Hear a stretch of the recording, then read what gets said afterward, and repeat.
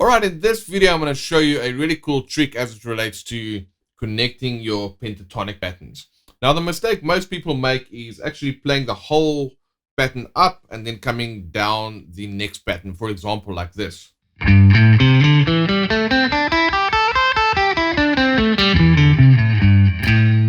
And that's kind of cool if you want to learn, the shapes, and you've got to do that being, to be able to at least play one shape up and another shape down.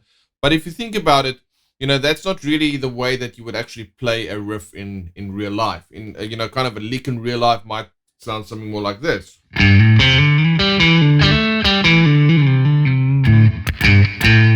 So instead I'm using like little patterns to connect the two shapes together as opposed to running up one shape and down another shape. That's cool for exercise purposes. It's cool for actually visualizing where the notes are, but it's not really helpful in a musical sense. So what I want to show you in this article and in this lesson is basically a cool way that you can practice these mini connections. And because they're mini connections, you get to do them over and over more often, which basically gets them programmed into your muscle memory, which at the end of the day means that you're able to use them in a musical setting so much easier without worrying about, kind of going up and down one whole shape. So essentially what we're doing, if this is my pattern, I've got one shape over here, the E shape, and then I've got the G shape over here.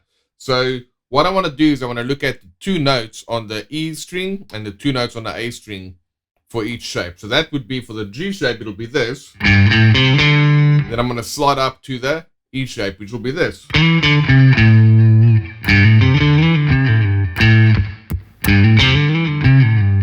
Already that sounds a bit more musical, because it's just the way we play guitar. So then what you want to do is you want to practice this over and over and over.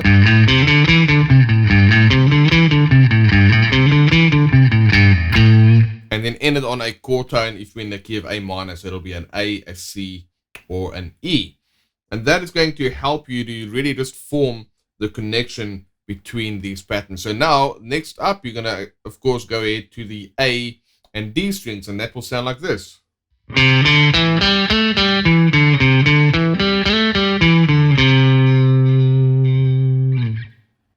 And there I ended on a C, which is the minor third within that chord. So the cool thing about that is that you are now using these miniature connecting patterns as opposed to trying to learn all the, connecting a full pattern to another full pattern, which is something you're never going to use in a musical setting.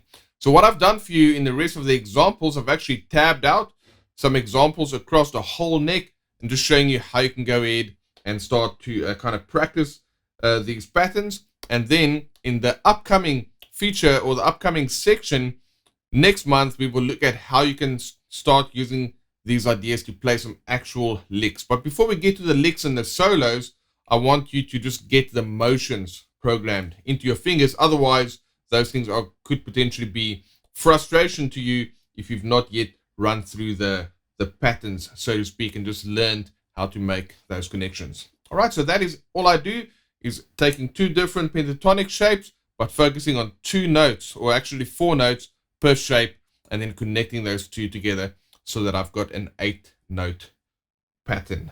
All right, so go and give that a shot. Check out the examples. It'll all make perfect sense. I just wanted to give you a quick lay of the land as it relates to the way that we're approaching these connecting patterns in this article.